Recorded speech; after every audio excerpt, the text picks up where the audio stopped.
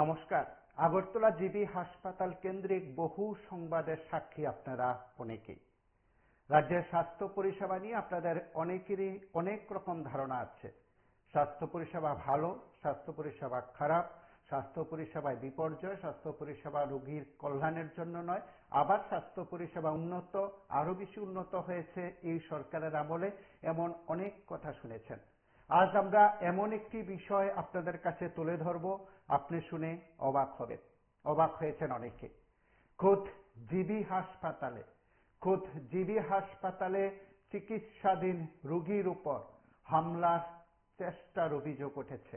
ভয়ঙ্কর আক্রমণ সংগঠিত করার চেষ্টার অভিযোগ উঠেছে। সংঘবদ্ধ দুষ্কৃতকারীরা জিবি হাসপাতালে চিকিৎসাধীন এক রোগীর কেবিন ভেঙে ভেতরে গিয়ে তার উপর প্রাণঘাতী হামলা সংগঠিত করার অভিযোগ সেখানে করা হয়েছে। ভয়ঙ্কর সেই ঘটনা প্রকাশ হতেই স্থানীয় পুলিশ বিষয়টি নিয়ে নীরবতা পালন করলেও কেবিন নাম্বার 19-এর সামনে পুলিশের টহলদারি রয়েছে। খোদ জিবি হাসপাতালে চিকিৎসাধীন এক সিপিআইএম নেতা, তিনি সম্প্রতি আক্রান্ত হয়েছেন ধর্মনগরে। তার চিকিৎসা চলছে জিবি হাসপাতালে, আরো এক নেতারও সেখানে চিকিৎসা চলছে। সেখানে বিভিন্ন স্তরের রাজনৈতিক নেতৃত্ব সেখানে যাচ্ছেন, বিশেষ বামপন্থী দলের। ঠিক পাশাপাশি প্রাক্তন মন্ত্রী থেকে শুরু করে প্রত্যেকে সেখানে গেছেন, প্রাক্তন মুখ্যমন্ত্রীও সেখানে গেছেন। এবং সেখানে যারা নিয়মিত যাচ্ছেন বা সেই কেবিনে সেই সিপিআইএম আক্রান্ত ব্যক্তি রতন সেখানে চিকিৎসাধীন, সেই কেবিনে ভয়ঙ্কর আক্রমণ সংগঠিত করার চেষ্টার অভিযোগ উঠেছে। তিনি যে কেবিনে আছেন, চিকিৎসাধীন আছেন, সে কেবিনের দরজা দুষ্কৃতকারীরা সংঘবদ্ধভাবে ভাঙ্গার চেষ্টা করেছে এবং সেখানে চিকিৎসাধীন সিপিআইএম নেতার উপর প্রাণঘাতী হামলার চেষ্টার করার অভিযোগ সেখানে করা হয়েছে। এবং বিষয়টি যখন হাসপাতাল কর্তৃপক্ষকে জানানো হয়েছিল, তারপর সেখানে কি হলো বিষয়গুলো প্রায় আপনাদের প্রত্যেকের কাছে আমরা তুলে ধরার চেষ্টা করব। আপনারা প্রত্যেকে জানেন যে রাজনৈতিক কর্মকাণ্ডে সেখানে হামলা সংগঠিত হয়েছে। এই রাজ্যের বুকে রাজনৈতিক সন্ত্রাস, রাজনৈতিক দলগুলোর নেতৃত্বের আশ্রয়ে থাকা দুর্বৃত্তপনাকে খোদ শাসক দল সেখানে নানাভাবে ব্যাখ্যা করতে শুরু করেছে। খোদ মুখ্যমন্ত্রীও সেদিন আক্রান্ত ব্যক্তিকে জিবি হাসপাতালে গিয়ে দেখে এসেছেন, বিজেপি আক্রান্ত ব্যক্তিকে। ঠিক তখন তিনিও এই ধরনের সংস্কৃতি নিয়ে বা এই ধরনের হামলা হুজ্জুতি নিয়ে বক্তব্য রেখেছেন কিংবা মন্তব্য করেছেন। বিভিন্ন সময় রাজ্যের বুকে ঘটনাগুলো তুলে ধরা হয়েছে, আপনারা প্রত্যেকে জানেন। সেখানে কখনো কখনো বিজেপির লোকজন আক্রান্ত হচ্ছেন, কখনো কখনো বিরোধী শিবিরের লোকজন আক্রান্ত হচ্ছেন, এবং রাজনৈতিক কর্মকাণ্ড হোক কিংবা অন্যান্য কর্মসূচি হোক, সেখানে ভয়ঙ্কর থেকে ভয়ঙ্কর আক্রমণ সংগঠিত হচ্ছে রাজ্যের একাধিক জায়গায়। ধর্মনগর হোক কিংবা সাবরুম, টাকারজলা হোক কিংবা মান্দাই কিংবা জম্পুজলা হোক, বিভিন্ন জায়গায় বা আসারামবাড়ি হোক, সেখানে রক্তাক্ত হচ্ছেন সাধারণ মানুষ, রক্তাক্ত হচ্ছেন রাজনৈতিক দলের প্রতিনিধিরা। এবং সে রক্তাক্ত আক্রান্ত ব্যক্তি যাকে ধর্মনগর অর্থাৎ উত্তর ত্রিপুরা জেলা হাসপাতাল থেকে আগরতলা জিবিতে রেফার করা হয়েছে। পুলিশ বিষয়টি জানে এবং জিবি হাসপাতালে চিকিৎসাধীন সেই ব্যক্তির কেবিনে ঢুকে তাকে ফের আক্রমণ সংগঠিত করার চেষ্টার মতন ভয়ঙ্কর ঘটনা খোদ রাজ্যের প্রধান এবং রাজ্যের একমাত্র সরকারি মেডিকেল কলেজ হাসপাতাল, রাজ্যের প্রধান হাসপাতালে সেই ঘটনা। এবং সেই ঘটনা জানাজানি হতে পুলিশের কাছ থেকে বিশেষ কোনো বক্তব্য পাওয়া গেছে না, তবে পুলিশ গোটা বিষয়টি সম্পর্কে অবগত এবং পুলিশ সেখানে নিরাপত্তা দেওয়ার ক্ষেত্রে কতটুকু ভূমিকা নেবে, খোদ হাসপাতাল কর্তৃপক্ষ কি ভূমিকা পালন করবে, রাজ্যের স্বাস্থ্য দপ্তর কি ভূমিকা পালন করবে, এবং এটাও কাকতালীয় হতে পারে কিংবা এটাও ঘটনা রাজ্যের মুখ্যমন্ত্রী, স্বরাষ্ট্রমন্ত্রী, একাধারে রাজ্যের স্বাস্থ্যমন্ত্রী, অর্থাৎ রাজ্যের স্বাস্থ্যমন্ত্রী, রাজ্যের মুখ্যমন্ত্রী, রাজ্যের স্বরাষ্ট্রমন্ত্রীর ভূমিকা এক্ষেত্রে খুব গুরুত্বপূর্ণ। আমরা অভিযোগ শুনবো, অভিমত শুনবো।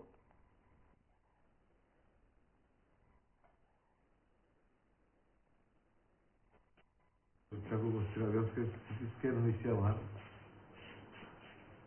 এক্সরে হয়েছে, আইসি এক্সরে সিটি স্ক্যান করে তারপরে বলছি আমার একটু মাথাটা একটু বুঝাইয়া দাও, একটু কিছু খাওয়ার তো আমার একটু ভাত খাওয়াইছে, আমি ঘুমাই গেছি।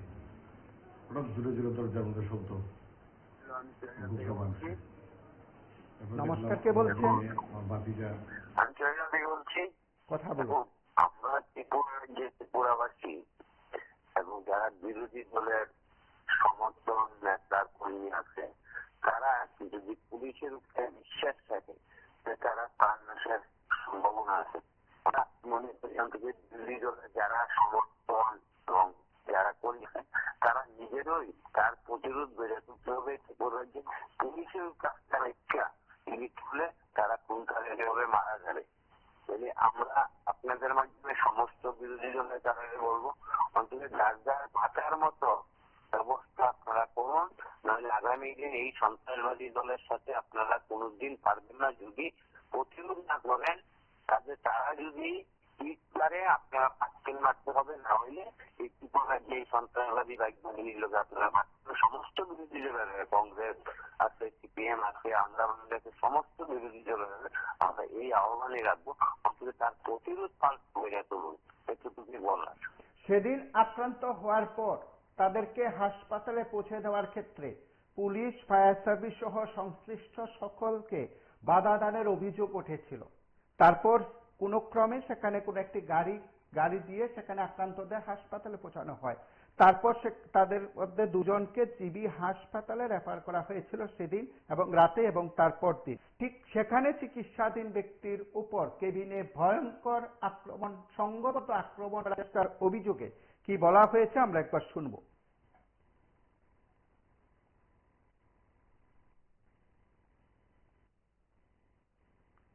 আমার ভাতিজা তারা কইতেছে দরজা খুলল না। বললাম কি দরজা খুলল না। আমার অন্য যারা আছে তারাও আইতো, তারাও টেলিফোনে না করতেছে, দরজা খুলল না। এটা একটা ভয়ঙ্কর অবস্থা। এখানে কয়েকটা ছেলে আয়া দরজা ধাক্কাইতেছে।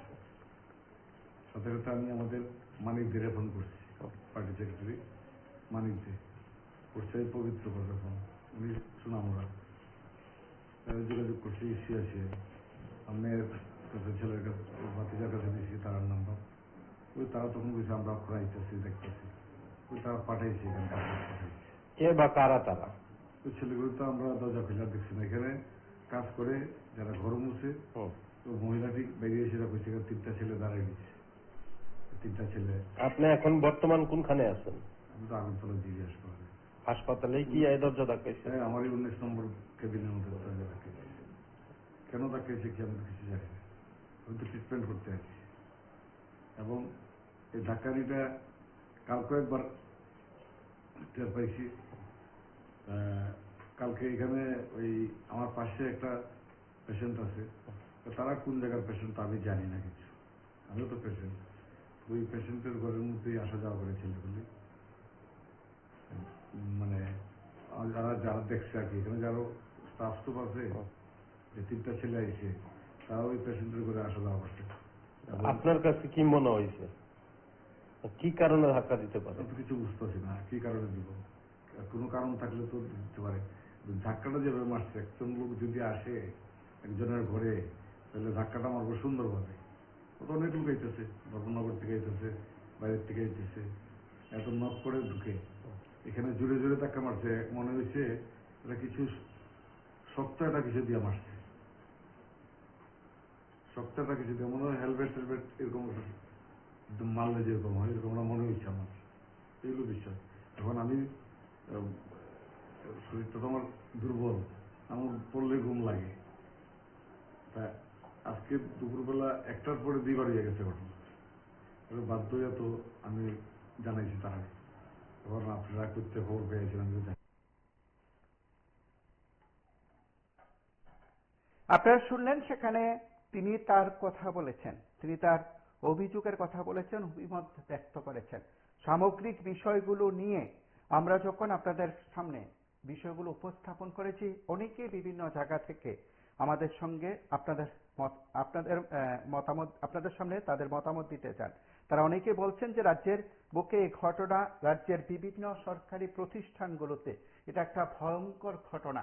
আপনারা দেখলেন খোদ এসপি সাহেবের অফিসের মধ্যেই সেখানে আক্রমণের চেষ্টা এবং সেখানে দুর্বৃত্তপনা কতটা মাথাচাড়া দিতে পারে সেটা খোদ পুলিশ সেখানে উপলব্ধি করতে পেরেছে।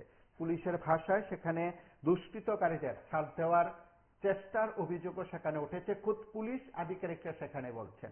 এবং পুলিশের মাঝারি স্তরের আধিকারিকরা যে বিষয়গুলো তারা তুলে ধরেছেন, সংবাদ মাধ্যমের মুখোমুখি হয়ে বলার চেষ্টা করেছেন, তারা অনেকেই এই সময়ের মধ্যে এই ঘটনাকে রাজ্যের বুকে কলঙ্কময় অধ্যায় বলছেন। খোদ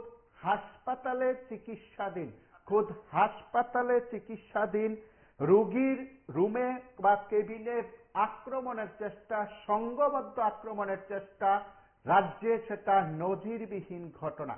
এ রাজ্যের বুকে জিবি হাসপাতালে স্বাস্থ্য পরিষেবা নিয়ে ভিন্ন ভিন্ন অভিমত রয়েছে, নানা জনে নানা অভিমত রয়েছে। খোদ শাসক দলের লোকজন জিবি হাসপাতালে গিয়ে পরিষেবা গ্রহণ করতে গিয়ে তাদের অসন্তুষ্টির কথা সংবাদ মাধ্যমের মুখোমুখি হয়ে বলেন। তারা তাদের বক্তব্য, মতামত, অভিযোগ সংবাদ মাধ্যমের কাছে মুখোমুখি হয়ে তারা বলেন। বিরোধীদের তরফে বরাবরই সেখানে অভিযোগ থাকে, সেই বিষয়গুলো সাধারণ মানুষও সেখানে স্বাস্থ্য পরিষেবা নিয়ে অভিযোগ তোলেন। কিন্তু একজন আক্রান্ত ব্যক্তি তার রাজনৈতিক পরিচয় জিবি হাসপাতালে যখন সে রোগীকে ভর্তি করানো হয়েছে, নিশ্চয়ই জিবি হাসপাতালের রেকর্ড কিংবা চিকিৎসকদের পরিষেবা দেওয়ার ক্ষেত্রে তিনি কি শাসক, তিনি কি ডাক্তার মানিক সাহার আত্মীয়, তিনি কি ডাক্তার মানিক সাহার পরিবারের কেউ, ঠিক তার উল্লেখ থাকে না। তিনি কি পুলিশ অফিসার বা পুলিশ মহানির্দেশকের আত্মীয় কিনা, পরিবারের সদস্য কিনা, তার কোনো সরকারি উল্লেখ থাকে না। তার একটাই পরিচয় থাকে, সে রোগী, এবং চিকিৎসা করানোর দায়িত্ব হচ্ছে জিবি হাসপাতাল কর্তৃপক্ষের। তার যাবতীয় পরিচয় থাকে, তিনি রোগী, কোন জায়গা থেকে এসেছেন, কোন চিকিৎসকের অধীনে তিনি তার চিকিৎসা গ্রহণ করছেন ইত্যাদি তথ্য থাকে।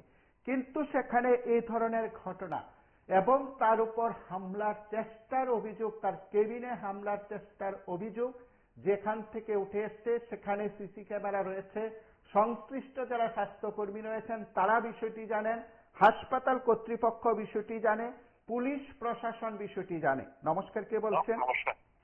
নমস্কার, আমি আলোকনাথ বলছি। কথা বলুন। বললাম কি জিবির অবস্থা খারাপ, এটা তো আমি অনেক আগে একবার আপনারা যে প্রোগ্রামে আপনারা মানে প্রোগ্রামের ভিতরে অনেকদিন আগে বললাম জিবির অবস্থা খুব খারাপ না খালি খুব মারাত্মক অবস্থা।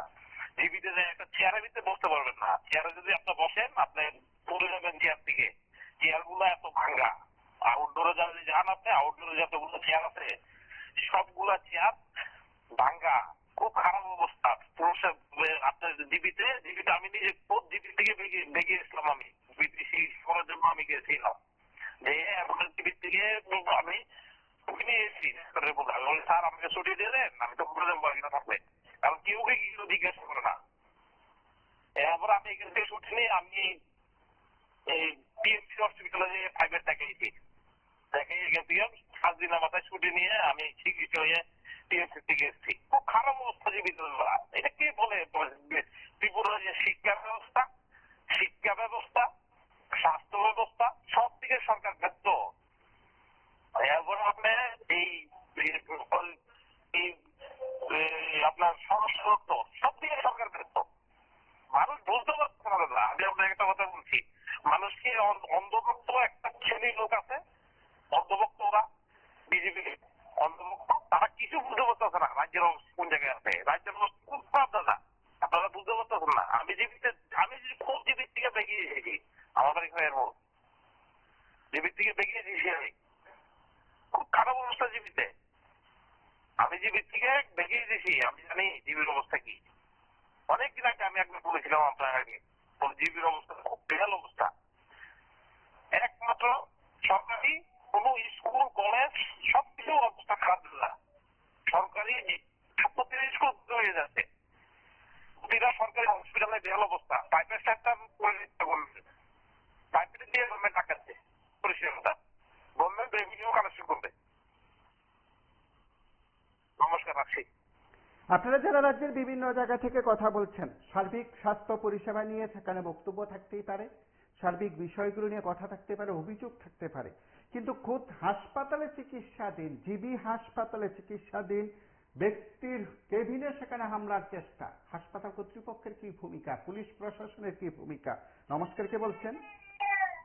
নমস্কার, দেখেন বিষয়টা আসলে রাজ্যে স্বাস্থ্য যে বিষয়টা কলঙ্কিত গোটা রাজ্যের মধ্যে, সেটা কিন্তু আসলে বিগত দিনের স্বাস্থ্য বিভাজন হচ্ছিল তার থেকে ভালো ছিল সুদীপ রায় বর্মন যখন স্বাস্থ্যমন্ত্রী, তখন কিন্তু পরিষেবাটা ভালো ছিল। সুদীপ রায় বর্মন যাওয়ার পরে ত্রিপুরার স্বাস্থ্য তো একদম ভেঙে ডুলে পড়ে গেল, সেটা কিন্তু সারা ত্রিপুরায় যারা পরিষেবা যে তারা কিন্তু জানে ভালো ছিল। আসলে মূল বিষয়টা হলো আসলে দেখেন এই রাজ্যে হসপিটালের মধ্যে যদি একটা চিকিৎসা হতে যাতে আক্রান্ত তাহলে এই রাজ্যের আইন প্রশাসন এবং রাজ্যের সরকার কোথায় নির্দেশ ঘুমাচ্ছে সেটা কিন্তু একটা ভাবার বিষয়। কারণ এই রাজ্যে যদি কোন বিরোধী দল আক্রান্ত হয় স্বাস্থ্য হসপিটালের পরিষেবা ক্ষেত্রেও যদি আক্রান্ত হওয়ার চেষ্টা করে, তাহলে যে প্রশাসন কোথায় গেল, কি করা প্রয়োজন?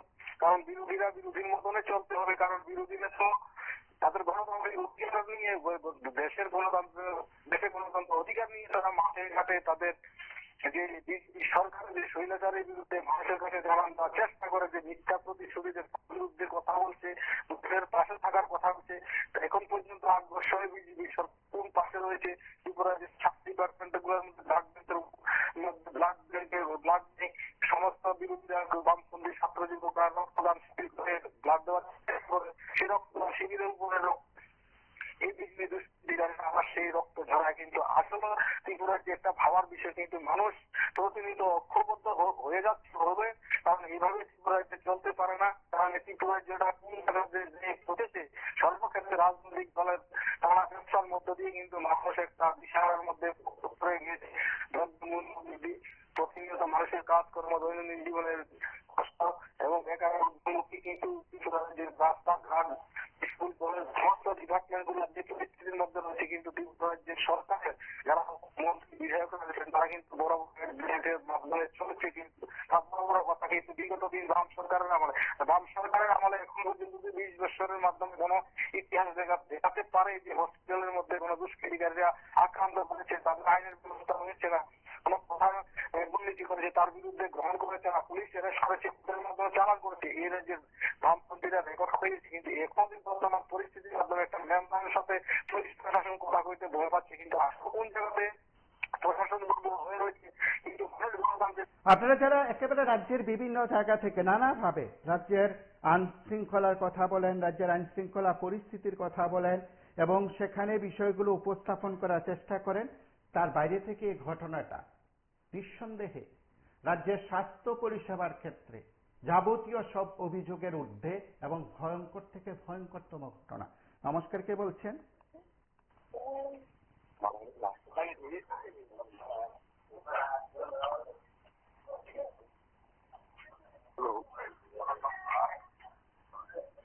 আপনার বক্তব্য রাখুন।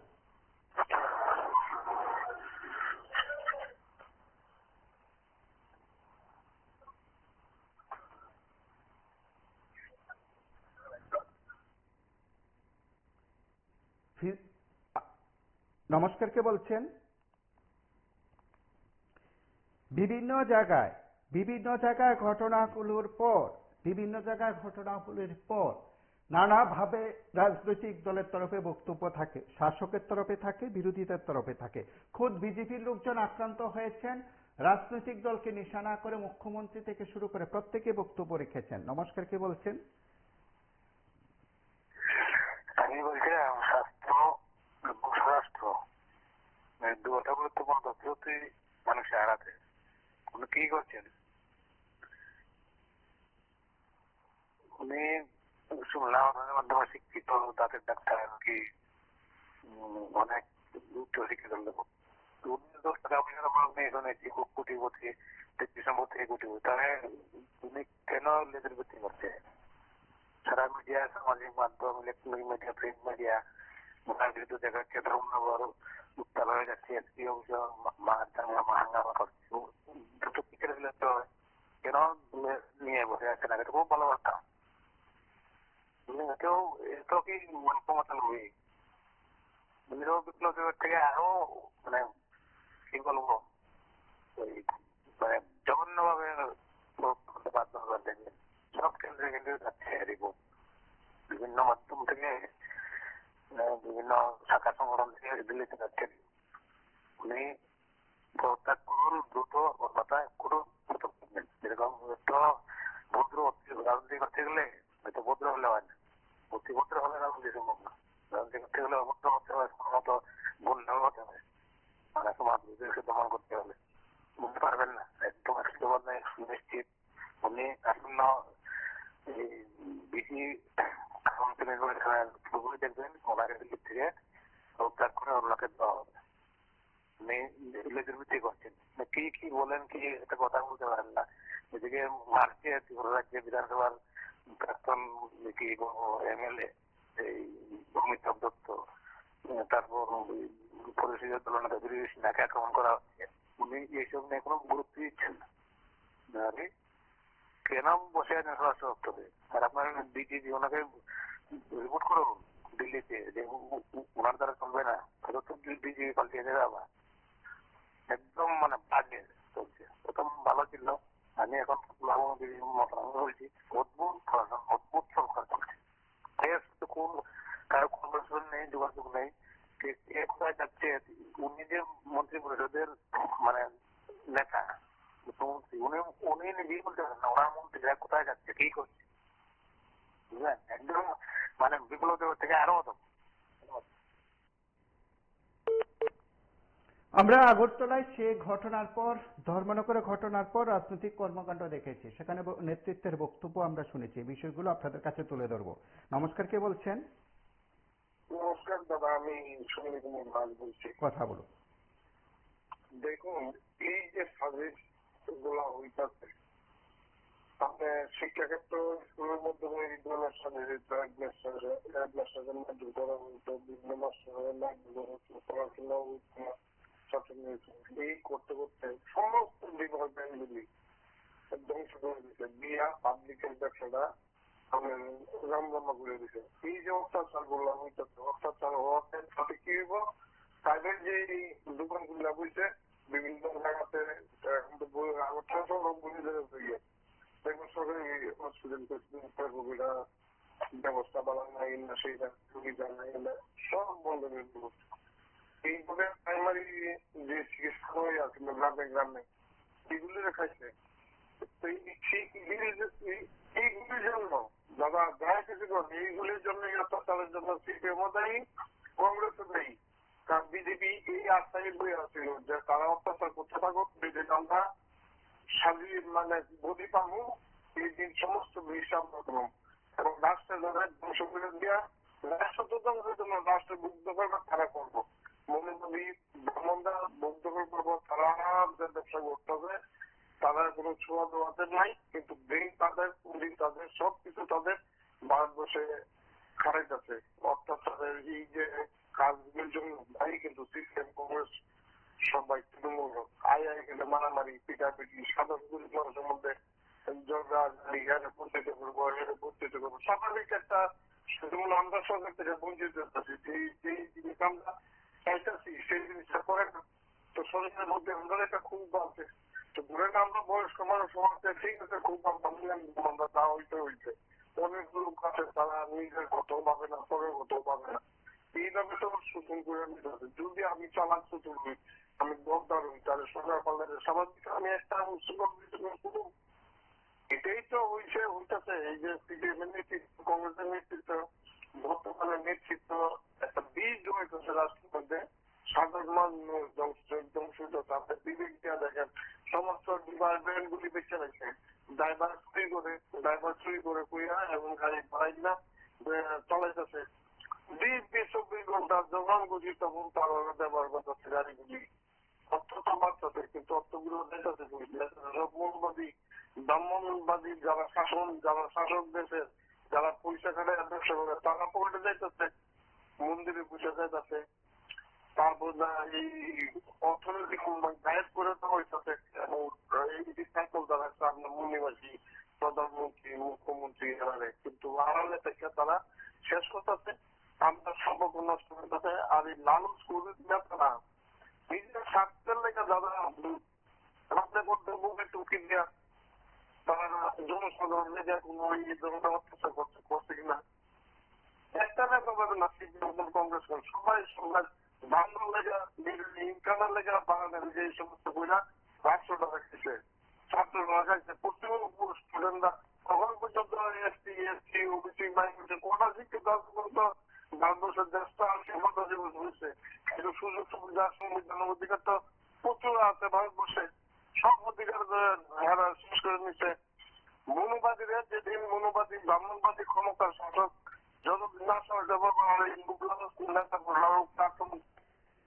এই ঘটনাগুলো যখন প্রকাশ্যে এসছে, এই ঘটনাগুলো যখন জানাজানি হয়েছে, হাসপাতাল কর্তৃপক্ষের নিশ্চয়ই ভূমিকার বিষয় থাকবে।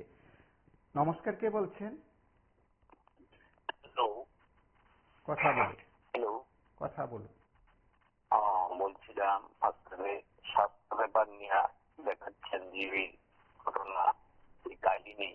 আসলে আমরা 7 বছর ধরে স্বাস্থ্য পরিষেবাতে কত খারাপ আছে এটা আমরা মানে হারে হারে টের পাচ্ছি।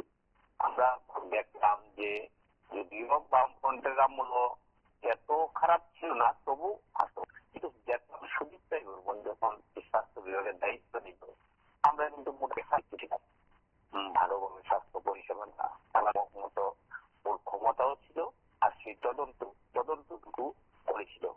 ওর পেছনে লাগালাগি করেছে ওই জলপিতা দোষে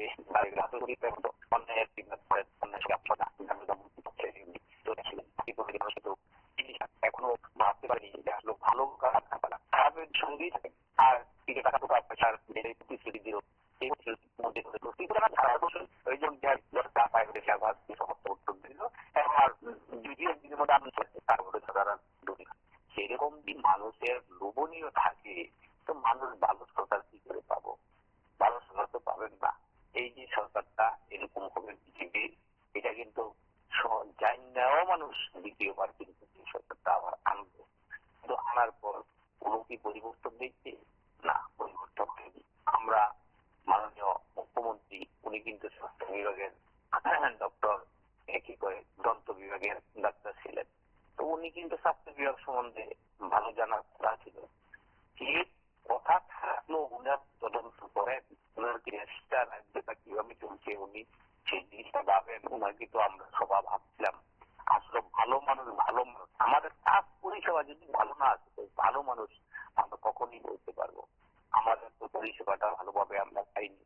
স্বাস্থ্য বিভাগের বিভিন্ন হসপিটালে নার্স নিয়োগ করেন না দীর্ঘদিন ধরে, কতটা নার্স নিয়োগ করে, কত নার্সের পোস্ট খালি।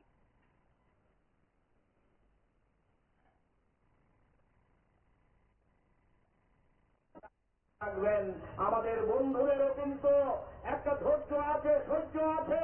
আমাদের সর্বোচ্চ কমিটির রাজ্য সম্পাদক মন্ডলীর নেতা আক্রান্ত হয়ে যাচ্ছেন, আমাদের বন্ধুদেরও কিন্তু ধৈর্যের একটা জায়গা আছে, আমাদের বন্ধুদেরও কিন্তু একটা সহ্যের জায়গা আছে। আমাদেরকে আপনারা পাহারা দেবেন, আইন শৃঙ্খলা মানতে বাধ্য রাখবেন, কিন্তু আমাদের রাজ্যের আইন শৃঙ্খলা আপনারা রক্ষা করতে পারেন না, এই জিনিস তো হতে পারে না। এটা তো বিচারিতা। আমরা পুলিশকে আক্রমণ করার জন্য কথাগুলো বলছি না। সিদ্ধান্ত হয় সেক্রেটারিয়েটে, বিজয় কুমার অফিসে, বিজেপির হেডকোয়ার্টারে এখন আমাদের রাজ্যের মধ্যে পুলিশের শাসন নেই, ডিএম এর শাসন নেই, এসডিএম এর শাসন নেই, তহসিলদারের শাসন নেই, পুলিশের সাব ডিভিশনাল পুলিশ অফিসার সিদ্ধান্ত নিতে পারে না, এসপি সাহেব সিদ্ধান্ত নিতে পারে না। সিদ্ধান্ত হয় বিজেপির মন্ডলে। আগেই পুলিশের কাছে পারমিশন চাইলে তার চিঠির কপি মন্ডলে চলে যায়, মন্ডল যদি পারমিশন দেয় ওসি সাহেব কর্মসূচি করতে দেবে, না হলে কর্মসূচি করতে দেবে না। ওই জিজ্ঞেস করে দেখবেন এখানে দাঁড়িয়ে আছেন আমাদের রাজ্যের প্রাক্তন মন্ত্রী। শুনছিলাম গতকাল আমাদের রাজ্যের কৃষক আন্দোলনের অন্যতম সর্বশ্রেষ্ঠ নেতৃত্বের মধ্যে একজন মেলাগড়ের গৌরাঙ্গ ঠাকুর, তো আপনারা নাম শুনবেন, দুঃখজনক মারা গেছেন। এই ভদ্রলোকের এই কৃষক আন্দোলনের নেতার স্মরণ সভা করার জন্য মেলাঘরে ওখানকার গণতান্ত্রিক আন্দোলন সমস্ত নিয়ম কানুন মেনে পুলিশের কাছে পারমিশন চেয়েছে। পুলিশ বলছে আমরা অক্ষম, আমরা অনুমতি দিতে পারবো না। এরপরে আগরতলা শহরের মানুষ বলবেন রাজ্যে আইনের শাসন আছে, এরপরে ত্রিপুরার মানুষ বলবেন রাজ্য আইনের শাসন আছে, প্রাক্তন মন্ত্রী, দীর্ঘদিনের বিধানসভা এলাকা, প্রসঙ্গক্রমে বলছি সামনে আছে বলে ওই ঘুরতে গেছেন এলাকায় বিয়ে বাড়িতে, একজন গার্জিয়ানের সাথে দেখা করতে গেছেন। আমি আপনাদের জিজ্ঞেস করি, চন্দ্রপুর পেরুলে রেশম বাগান থেকে শুরু করে তেলিয়ামুড়ার আগে চম্পকনগরে এখনো যতগুলো বিল্ডিং আছে, পঞ্চায়েতে যতগুলো পঞ্চায়েতের হলঘর আছে, রানীর বাজারের যে টাউন হল আছে, এমন কোন উন্নয়নের চিহ্ন দেখাতে পারবেন না যার সাথে মানিকদের পবিত্র করে সম্পর্ক নেই। তাদের হাত দিয়ে এগুলো উদ্বোধন হয়েছে, তাদের হাত দিয়ে এগুলো তৈরি হয়েছে। এই মানিকদের এলাকায় গেছেন, দুর্বৃত্তরা বলছেন এলাকায় যাওয়া যাবে না, এটার নাম আইনের শাসন। আমি জিজ্ঞেস করি আপনাদের, আমাদের দীর্ঘদিনের বিধায়ক রামনগরে ছিলেন 5 বছর রতন দাস, আমাদের জেলা সম্পাদক, ওনার এলাকায় মিটিং করতে গেছেন। আপনারা জানেন আজকের থেকে প্রায় 1 বছর আগের ঘটনা, জয়পুরে আক্রান্ত হতে হয়েছে সুভাষিস গাঙ্গুলি, আমাদের রাজ্য কমিটির সদস্য, রামনগর এলাকায় এক ডাকে এই গাঙ্গুলি বাড়িকে সবাই চিনে, না সিপিএম, না কংগ্রেস, না বিজেপি, না। আমরা বলেছি সাংবাদিকদের আক্রমণ করেছে, আজ অব্দি পুলিশ দুর্বৃত্তদের গ্রেপ্তার করতে পারেনি, এর নাম আইনের শাসন। আমি বন্ধুদের কাছে আবেদন করব, উদাহরণ দিলে শেষ হবে না, আমি আমার কথা লম্বা করব না, যারা সম্পাদক আছেন কথা বলবেন, আপনাদের কাছে আবেদন করতে। আপনারা ইতিমধ্যে শুনেছেন গোটা রাজ্যে যে অন্ধকারের রাজত্ব নামিয়ে আনছে শাসক দল বিজেপি, তার এই অন্যতম ঘটনাক্রম গত পরশুদিন গোটা দেশের সাথে আমাদের রাজ্যের উত্তর ত্রিপুরার শহর ধর্মনগরে যখন সেখানকার কৃষক, শ্রমিক, ক্ষেতমজুর সহ সকল অংশের মানুষ ভারতবর্ষের মোদী সরকারের জনবিরোধী নীতির বিরুদ্ধে ওই আমাদের দিল্লিতে যে কৃষক আন্দোলন হয়েছিল, সেই কৃষক আন্দোলনের বর্ষপূর্তিকে স্মরণে রেখে আমাদের দেশের শ্রমিকদের উপর যে স্টিমরোলার নামিয়ে এনেছে, ওই শ্রম কোড চালু করার মাধ্যমে এগুলির বিরুদ্ধে যখন তারা মিছিল করছিল, শান্তিপূর্ণ মিছিল, পুলিশের অনুমতি নিয়ে, তখন ধর্মনগরের শাসক দলের দুর্বৃত্তরা সম্পূর্ণ বিনা প্ররোচনায় আমাদের এই মিছিলের উপর আক্রমণ সংগঠিত করে এ সম্পর্কিত সমস্ত ঘটনাক্রম ইতিমধ্যে আগরতলা সহ গোটা রাজ্যের মানুষ জানেন। এই আক্রমণে পুলিশের চোখের সামনে আমাদের সিআইডির রাজ্য কমিটির সহসভাপতি, সিপিআইএম এর রাজ্য সম্পাদক মন্ডলীর অন্যতম সদস্য, দীর্ঘদিনের ধর্মনগর শহরের প্রাক্তন বিধায়ক অমিতাভ দত্ত গুরুতরভাবে আহত হন। আমাদের সিপিআইএম এর ধর্মনগর মহকুমা কমিটির সম্পাদক, কৃষক আন্দোলনের অন্যতম নেতা রতন রায় জঘন্যতম বর্বরতম কায়দায় তাদের উপর আক্রমণ সংগঠিত করেছে। ওই ধর্মনগর হাসপাতালে চিকিৎসার পর ডাক্তারদের পরামর্শে তাদেরকে রেফার করে একজনকে আইসিইউতে জিবি হাসপাতালে, আরেকজনকে জিবি হাসপাতালে ডাক্তারদের তত্ত্বাবধানে সেখানে চিকিৎসা করতে হচ্ছে। জীবন সংকটে ভুগছে এই 2 জন আমাদের রাজ্য স্তরের নেতা। আমি আপনাদের কাছে, আগরতলা শহরবাসীর কাছে বিনয়ের সহিত প্রশ্ন করতে চাই, 2018 সালের 3রা মার্চের পর ওই আজকে 2025 সালের নভেম্বর মাস, প্রায় 8 বছর অতিক্রান্ত, রাজ্যের মধ্যে এই শাসক দলের বন্ধুরা আর কত রক্ত ঝরাবেন, কত লাল ঝান্ডার বন্ধুদেরকে আক্রমণ করবেন? আপনারা জানেন আমাদের রাজ্যের ধর্মনগর থেকে সাবরুম পর্যন্ত ওই 2018 সালের 3রা মার্চের পর আমাদের শত শত পার্টি অফিস চালিয়ে দেওয়া হয়েছে, শত শত ট্রেড ইউনিয়নের অফিস দখল করা হয়েছে, আমাদের হাজার হাজার মানুষের পুকুরের মধ্যে বিষ ঢেলে তাদের মাছ মেরে দেওয়া হয়েছে, হাজার হাজার কৃষক শ্রমজীবী মানুষের রবার বাগানের মধ্যে আগুন জ্বালিয়ে তাদের রবার বাগান ধ্বংস করে দেওয়া হয়েছে, কত বাড়ি জ্বালিয়ে দেওয়া হয়েছে, তার কোন ইয়ত্তা নেই। আর রাজ্যের মুখ্যমন্ত্রী সাংবাদিকদের সামনে বড়াই করে বলছেন রাজ্যের মধ্যে আইনের শাসন চলছে, রাজ্যের মধ্যে সুশাসন চলছে। আমি আপনাদের কাছে জিজ্ঞেস করতে চাই, ওই শাসক দলের বন্ধুদের জিজ্ঞেস করতে চাই, এরা কোন ধরনের আইনের শাসন? এরা যদি আইনের শাসন হয় তাহলে কোনটাকে আইনের শাসন বলে আপনারা আখ্যায়িত করবেন? প্রতিদিন আক্রমণ, প্রতিদিন সন্ত্রাস, প্রতিদিন লুটতরাজ, প্রতিদিন রক্ত ঝরছে, প্রতিদিন খুন হয়ে যাচ্ছে। শুধু সিপিআইএম এর নেতা কর্মীরা না, শুধু সিপিআইএম এর অফিস না, আপনারা খবরের কাগজ খুললে প্রতিদিন দেখবেন লাশ পাওয়া যাচ্ছে। ওই একজন ছাত্রী, একজন শিক্ষক মহাশয় প্রাথমিক তদন্তে যেটা বেরিয়েছে, উদয়পুরের হোলাঘাটের মধ্যে পিস্তল দিয়ে গুলি করে খুন করে রাস্তার মধ্যে ফেলে রেখেছে। পুলিশ এখন অব্দি আসামিকে গ্রেফতার করতে পারেনি। আগরতলা শহরের উপকণ্ঠে প্রায় প্রতিদিনই লাশ দেখা যায়, পুলিশ তার একটাও খুনের কিনারা করতে পারে না। সকালবেলা প্রাতঃ ওই যেখানে ঘুরতে যায়, সকালবেলা হাঁটতে গেলে খুন হয়ে যান মহিলারা, পুলিশ কোনো কিনারা করতে পারে না। আমরা একাধিকবার সিপিআইএম এখানে আছেন, আমাদের জেলা সম্পাদক কথা বলবেন, আমাদের রাজ্য নেতারা এখানে আছেন। আমরা বিভিন্ন সভায় পুলিশের হেডকোয়ার্টারে গিয়েছি, পুলিশের নজরে ঘটনাগুলো দেওয়ার চেষ্টা করেছি। আজকে অব্দি একজন আসামি গ্রেফতার হয়নি, একজন দুর্বৃত্তকে তারা গ্রেফতার করতে পারেনি। ওই লোক দেখানো যদি গ্রেফতার করে কয়েক ঘন্টা পরে থানা থেকে বা কোর্ট থেকে ওই আইনের ধারার কারণে তারা জামিন পেয়ে যায়। এই হচ্ছে আজকে আমাদের ত্রিপুরা রাজ্যের চেহারা।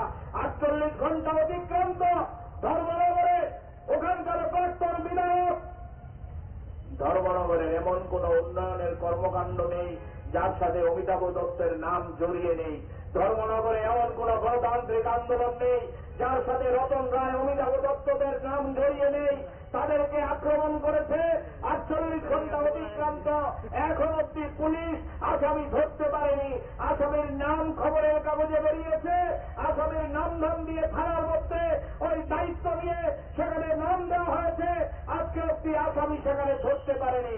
আপনাদের মনে থাকবে, আমি প্রসঙ্গক্রমে স্মরণ করিয়ে দিতে চাই, ওই গত 15ই নভেম্বর ওই আমাদের এখান থেকে কয়েক কিলোমিটার দূরে এনসিসি থানার নাগের ডোগায় বরজলা মন্ডল অফিসের সামনে ওই বিহারের নির্বাচনে ওই এনডিএর প্রার্থীদের জয়ের পর ওই একজন বিজেপির মন্ডলের কর্মকর্তা মাইকের সামনে সিপিআইএম এর বন্ধুদের হুমকি দিচ্ছেন, বলছে সিপিআইএম ছেড়ে দিতে হবে, না হলে তাদেরকে ওই জীবনের মতো শেষ করে দেওয়া হবে।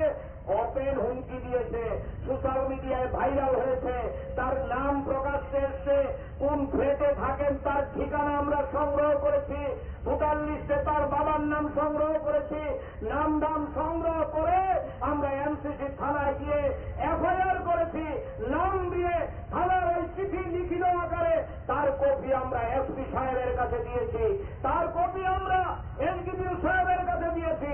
16 তারিখ থেকে শুরু করে আজকে 25 তারিখ, এখন অব্দি একবারের জন্য আসামিকে ডেকে জিজ্ঞাসাবাদ করা হয়। আইনের শাসন নাই, এটা রিপ্লেস হয়েছে জঙ্গলের শাসন দিয়ে। সরকার আছে, সমর্থক থাকবে, তার প্রতিবাদী যারা তারাও থাকবেন। সবাইকে তো যার যার গণতান্ত্রিক অধিকারের ভিত্তিতে নিজেদের মতামত অবস্থান ব্যক্ত করার সুযোগ দিতে হবে তো, তাই না? এই জায়গাটাই তো বাধাপ্রাপ্ত হচ্ছে, এটা হওয়া উচিত হচ্ছে না। এটা সরকার এবং শাসক দলের শক্তি না, দুর্বলতা। এবং আমি যে শুনছিলাম অমিতাভ দত্তকে মানে যখন পেটাচ্ছে তখন চিৎকার করে নাকি যারা আক্রমণ করছিলেন তারা বলছিলেন, এর আগেও তো কয়েকবার আপনাকে মেরেছি, আপনার তো শিক্ষা হচ্ছে না, কেন আপনি এরপরেও? তার মানে হচ্ছে সরকার তার অবস্থানের বিরুদ্ধে কথা বলবার জন্য রাস্তায় বেরো, এবং তাকে যখন মেরে ফেলে দিয়ে গেছে চিৎকার করে নাকি বলে যাচ্ছে কেউ যেন তাকে স্পর্শ না করে তাকে যেন তুলে হাসপাতালে নিয়ে যাওয়ার চেষ্টা না। তো ভাবতে পারছেন, আমি তো এই ছেলেগুলিকে দায়ী করবো না। এই যে মানসিকতা, ইনহিউম্যান যে অ্যাপ্রোচ, এটা বয়স কত? যারা আক্রমণ করেছে আমাদের ধারণা অমিতাভের চেয়ে অনেক ছোট হবে, এদের ভাবনা চিন্তায় এগুলো কারা ঢোকাচ্ছে? এটা এটা এভাবে চলতে পারে।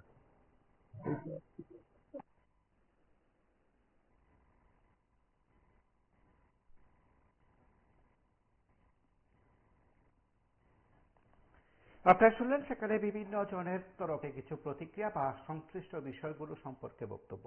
তার পাশাপাশি আপনাদের প্রত্যেকের কাছে বলি যে অভিযোগ সেখানে করা হয়েছে, খোদ রোগীর তরফে সে অভিযোগ করা হয়েছে, সংশ্লিষ্টদের তরফে সে অভিযোগ করা হয়েছে। সেই অভিযোগের ভিত্তিতে পুলিশ প্রশাসন, স্বাস্থ্য দপ্তর আদৌ কোনো ব্যবস্থা নেবে কিনা, স্বাস্থ্য দপ্তরের তরফে কোনো বক্তব্য এখন পর্যন্ত নেই। পুলিশ প্রশাসনকে জানানোর পর কি ধরনের ব্যবস্থা গ্রহণ করেছে সেই সম্পর্কেও পুলিশের তরফে কোনো বক্তব্য নেই। কিন্তু সামগ্রিক বিষয়গুলো যখন জানাজানি হলো, প্রকাশ পেল, সংশ্লিষ্ট মহল উদ্বেগ